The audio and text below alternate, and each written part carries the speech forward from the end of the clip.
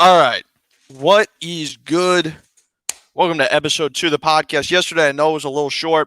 I know it was a little kind of all over the place, but it was just kind of an impromptu, let's make sure this thing works podcast. But today, we actually have a big topic I wanted to talk about, which is the return of fans to at or near full capacity stadiums in all major sports leagues. Now, COVID 19, the last time there was really a full crowd for any sporting event. I'm talking about basketball, baseball, hockey, soccer, football, UFC, what have you. From March 11th, 2020 to April 6th, 2021, there was not a single sporting event in the United States of America that had a full capacity crowd. Now, also, there was not an event with fans from March of 2020 to a Nashville SC versus Dallas FC MLS game in August of 2020. So there is the argument to make that it has been a long time coming for us to get quote unquote back to normal when it comes to sports. Last year we had bubbles, empty arenas and stadiums.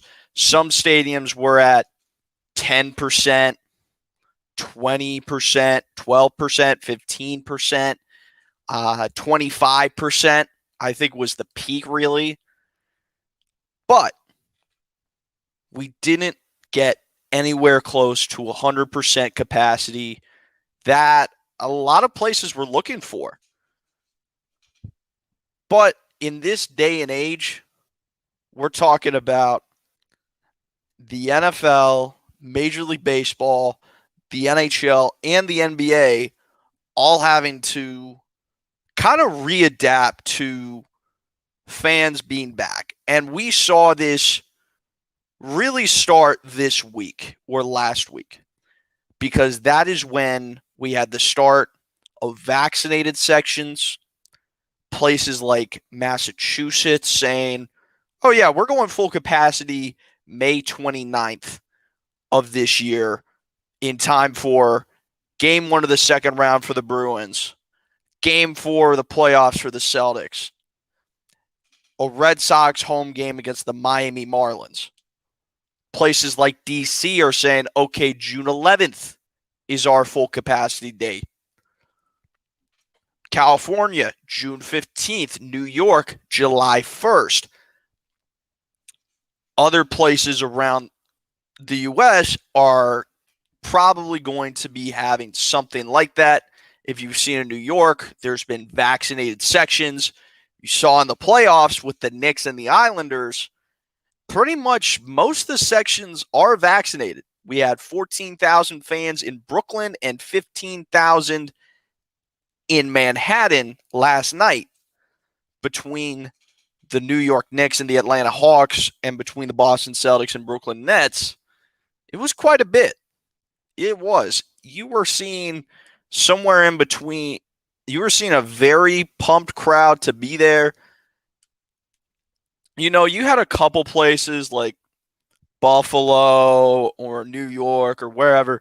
Whenever they did have crowds, they were there, yeah, and it was better than nothing, but it wasn't a full crowd. It wasn't the Garden, per se, that you want. It wasn't Yankee Stadium. It wasn't a playoff atmosphere. It kind of felt dull, but it was good to have something there. Something's always better than nothing. But now you have these full capacity crowds. However, we started to run into some issues. First, let's talk about what happened last night. Russell Westbrook got hurt in the fourth quarter. He's walking in the tunnel, and a fan, probably a little too many beers in, a little too many drinks, maybe had a bet with a friend. You decide there's the tunnel. There's a little gap between where the seats start and the end of that tarp is. So he's like, okay, you know what I'm going to do? I'm going to pour my popcorn in between that gap on Russell Westbrook. And what happened? Russell Westbrook wanted to confront him. There was security there, so he couldn't get to him. The fan was ejected. And for anybody that says, oh, he makes $41 million a year, it's just a little popcorn. Why doesn't somebody go to your job and just pour popcorn on your face after a bad day? Like, wouldn't that be fun? Who cares how much money you're making? You're still a human being. You know? And sometimes, and people are saying, like, comparing it to, oh, you can't do the Phillie Phanatic. The Phillie Phanatic's canceled. Well, the Phillie Phanatic is in jest. It's in good fun. This is just demeaning. It's poor attitude. It's literally just sad that somebody has to go out and say, you know what? I'm going to go and just pour popcorn on Russell Westbrook. All right? Because I want to. I want to pour popcorn on Russell Westbrook. You know, you got some balls.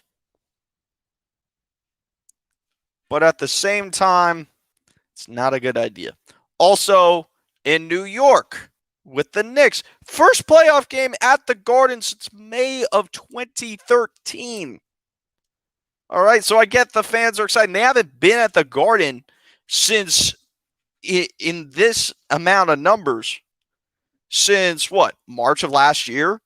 The Spike Lee incident where James Dolan wanted to kick out Spike Lee and take his season tickets because he went through the wrong entrance, quote unquote. So this fan, he's wearing a Julius Randle jersey. He decides, you know what?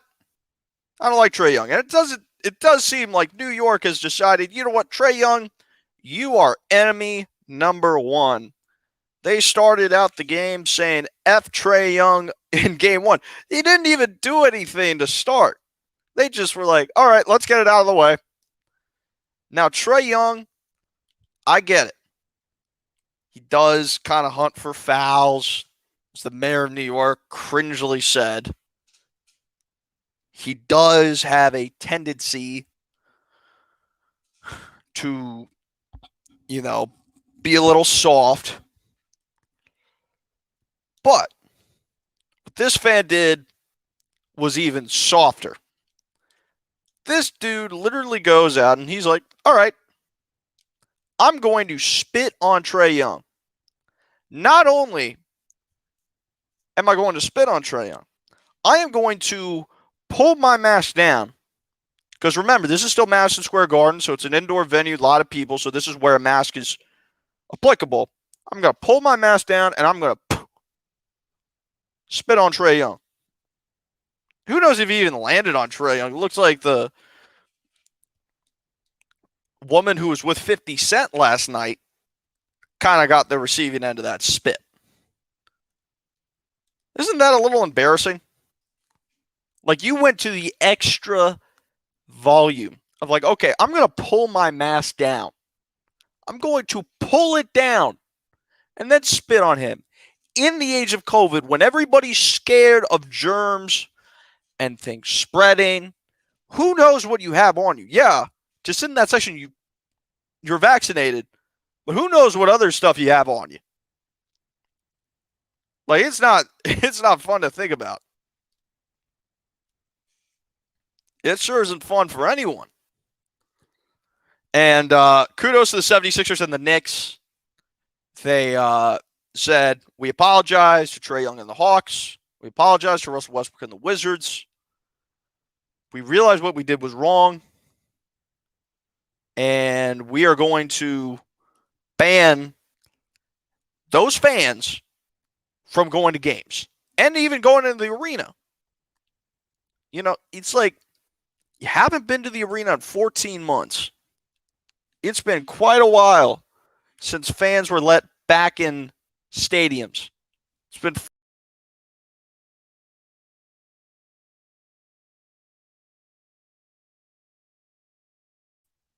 all right, my bad. It's been 14 months since fans were let back in arenas. 14 months. A lot of these fans haven't gone to a game in 14 whole months. And they're like, okay, you know what I'm going to do? Yeah, you know what? Cheering and booing and whatnot, talking trash. I'm going to spit on this guy. I'm going to spill popcorn because I think it's funny. You know what? You got to be ashamed of yourself, man. You got to be ashamed of yourself.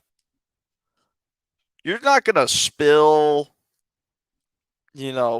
popcorn on me without getting an angry reaction. I don't know anybody that would be happy that somebody did spill popcorn on you. That would just like, okay, I'm gonna walk. I'm gonna keep walking. You know what? It doesn't matter that somebody spilled their food on me, or that somebody, decided to spit at me. Like, I don't even know if Trae Young knew. Russell Westbrook definitely knew. The popcorn hit him in the face. But there is a time and place for you to act like a child and for you to act like an adult. I probably paid hundreds of dollars to go to that game. I know something. Those Knicks tickets were not cheap. I had friends trying to get Knicks tickets. Those tickets probably could have gone in the thousands of dollars. Where the fan was sitting, where he decided to spit one at Trae Young. Probably did cost hundreds of dollars for the 76ers fan to get good enough seats to sit just above that tunnel to where he could spill all his popcorn over Russell Westbrook. Oh, yeah, it was funny. Funny for the security guard that I'd kick you out. And lucky for the Knicks fan, Trae Young did not press charges. He could have. That's technically assault. That right there, that's assault. Spitting on someone. I know, sounds crazy, but it is. That is assault. And that Knicks fan was way out of line. So I got to say this one thing. Was it really worth it? Was it really worth it for you to go on the court and just say, I'm going to spit right on Trae Young. I'm going to pour popcorn on Russell Westbrook. Lucky for you, that wasn't Ron Artest. Lucky for you, there's security guards, there's a tarp, there's quite a bit protecting you. And the only thing you got away with was a ban from the arena. You didn't lose your job. You didn't have any criminal charges. Your name's not public record. We don't even know who you are. We don't even know what you do. All we know is that you decided, all right, I'm going to spill some popcorn. I'm going to spit on these players because I don't like them. And I get it. Russell Westbrook, Trae Young, not the most popular players. A lot of people find they're like, oh, Westbrook's a stat patter. Trae Young's a foul hunter. You know, all these things. And honestly, there's some that I agree with. There's some things you got to have decent respect for the human being. Yeah, sure, these people are entertainers. You pay your good money to see them do what they do best. But at the same damn time, these are human beings at the end of the day. Your job is not to make them miserable off the court. Cheer and boo all you want. You could even go as far as to say, oh yeah, he's a stat pattern. Oh yeah, he's a foul hunter. Oh yeah, he's a dirty player. But pouring stuff, spitting, trying to use actions instead of words, that's when it goes too far. That's when you come in and say, all right, enough's enough. You're never coming here again. You're never going to be at an NBA game ever again. And basketball is the one sport where you really can't have like a lot of barriers, Football, there's a wall about 8 feet high for the players and the fans so that people could see over the players. And the benches are so far out. The only interactions you usually get are in the end zone or per se in by the tunnel. In baseball, there's netting. The walls are high. In hockey, there's plexiglass all around. So you got to bang the plexiglass. You can't spill popcorn. You can't spit. You can't try to grab something. Basketball is really the only sport where you can do that, where there isn't that separation, because there's seats on the court. There are rows of seats within even 20 feet. That's enough to leave quite a mark on those players. It's enough to leave a mark to where a lot of fans consider that, well, abuse. All right, that is going to end this episode. Thank you for listening. I'll be back soon, probably tomorrow. I hope you enjoyed it, and see you later.